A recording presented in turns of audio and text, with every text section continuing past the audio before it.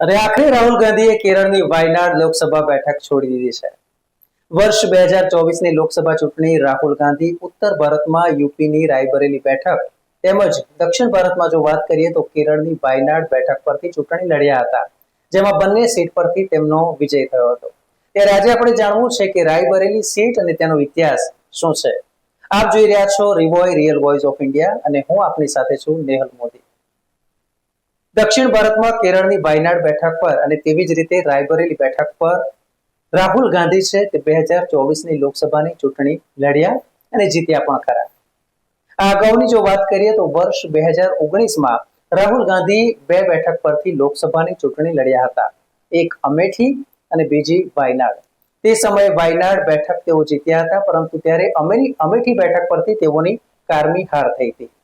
વર્ષ 2024માં રાયબરેલી સીટ ઉપરાંત બીજી 5 સીટ એમ કુલ મળીને કોંગ્રેસ 6 સીટ ઉપર ઉત્તર પ્રદેશમાં ચૂંટણી જીતી ગઈ છે. રાયબરેલી એ ગાંધી પરિવારની પરંપરાગત બેઠક ગણાય છે. ત્યારે એક નજર કરીએ કે રાયબરેલી બેઠક કેમ ગાંધી પરિવારની ખૂબ જ નજીકની ગણાય છે.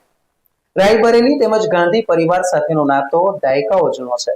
ભારત આઝાદ થયો 1947માં અને ત્યાર પછી પ્રથમવાર લોકસભા ચૂંટણી વર્ષ 1952માં યોજાઈ, ત્યારે રાયબરેલીની બેઠક પર જવાહરલાલ નહેરુના જમાઈ અને ઇન્દિરા ગાંધીના પતિ ફિરોઝ ગાંધી આ બેઠક પરથી ચૂંટણી લડ્યા હતા. તેવી જ રીતે 1957માં પણ ફિરોઝ ગાંધી રાયબરેલી બેઠકથી લડ્યા અને જીત્યા. જોકે ત્યારબાદ 1960માં ફિરોઝ ગાંધીનું નિધન થતા આ સીટ ખાલી પડી. 1967 અને 1971માં પણ ઇન્દિરા ગાંધી રાયબરેલી સીટ ઉપરથી ચૂંટણી લડ્યા અને જીત્યા. જોકે 1977માં ઇમરજન્સી પછીના ગાળામાં દેશભરમાં જનતા પાર્ટીનો જુવાળ હતો અને 1977માં પ્રથમવાર અહીં રાયબરેલી બેઠક પરથી ઇન્દિરા ગાંધીનો કારમો પરાજય થયો. પ્રથમવાર જનતા પાર્ટીના રાજનારાયણની જીત થઈ. બિન કોંગ્રેસી પાર્ટીનો રાયબરેલી સીટ પર આ પ્રથમ વિજય હતો. 1980માં જનતા સરકાર ભાંગી પડી. ફરી એકવાર લોકસભાની ચૂંટણી આવી. આ વખતે ઇન્દિરા ગાંધી આંધ્રપ્રદેશના મેડક તેમજ યુપીના રાયબરેલી એમ બે સ્થળ પરથી ચૂંટણી લડ્યા.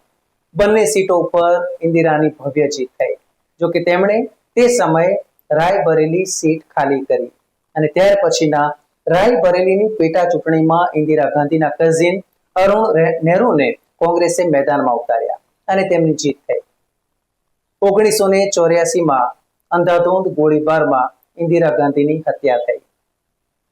વર્ષ 1985માં અરુણ નહેરુને રાયબરેલી બેઠકથી ફરી એકવાર ઉતારવામાં આવ્યા અને ત્યાં તેમની જીત થઈ.